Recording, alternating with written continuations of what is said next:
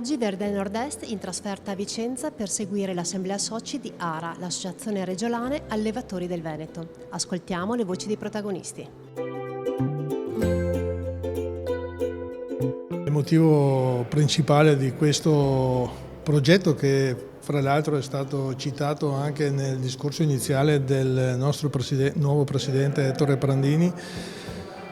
il discorso iniziale che ha fatto dopo la sua elezione, che riguarda una dinamica che a me è molto cara, che è il discorso del accordo, quindi una tracciabilità assoluta. Noi siamo l'unico ente in Italia a avere del personale che va in stalla ogni 40 giorni, preleva il campione vacca per vacca, lo analizza. Nel nostro laboratorio escono oltre 800.000 analisi di qualità latte all'anno. E perché no, non apporre un marchio dell'allevatore? Il mio contributo è portare ovviamente il saluto del Presidente e del Direttore Generale dell'Associazione Italiana Allevatori e poi soprattutto ovviamente rimarcare di fronte alla comunità dei soci l'importanza delle attività quotidiane e dei servizi che vengono resi dalla regionale, in questo caso appunto la regionale del Veneto, fortemente legata al territorio. Abbiamo visto dalle discussioni del Presidente e del Direttore Generale di ARAV che comunque siamo in una fase di forte cambiamento, bisogna supportare gli allevamenti e gli allevatori a 360 gradi e il contributo di AIA in questo momento ovviamente è, oltre alla raccolta dei dati che effettuiamo quotidianamente in allevamento, ovviamente trasformare questi dati in informazioni con le nuove tecnologie per poter dare agli allevatori un supporto a 360 gradi. La selezione fatta appunto da ARAV diciamo così, si integra benissimo con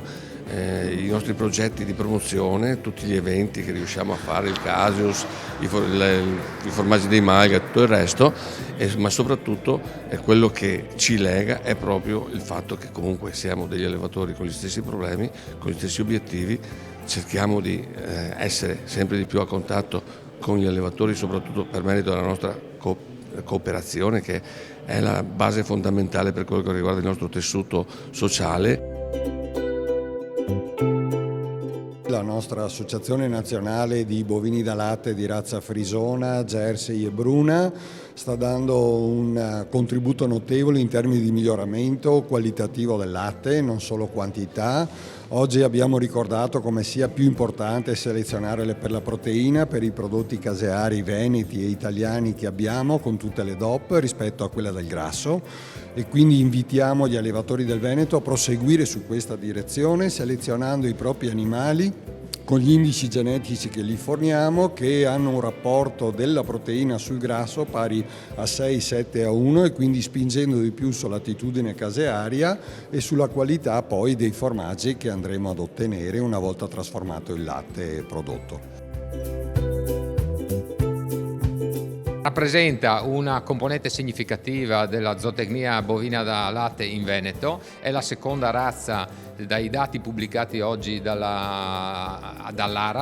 come numero di capi e anche come numero di allevamenti. Si distingue dalle altre perché ha una caratteristica di produrre sia latte che carne contemporaneamente, è tipicamente presente in allevamenti medio-piccoli in montagna, quindi la provincia di Belluno ad esempio è una razza leader perché si adatta molto bene agli ambienti più difficili, quindi pascolatrice, resistente alle malattie e produce vitelli di ottima qualità.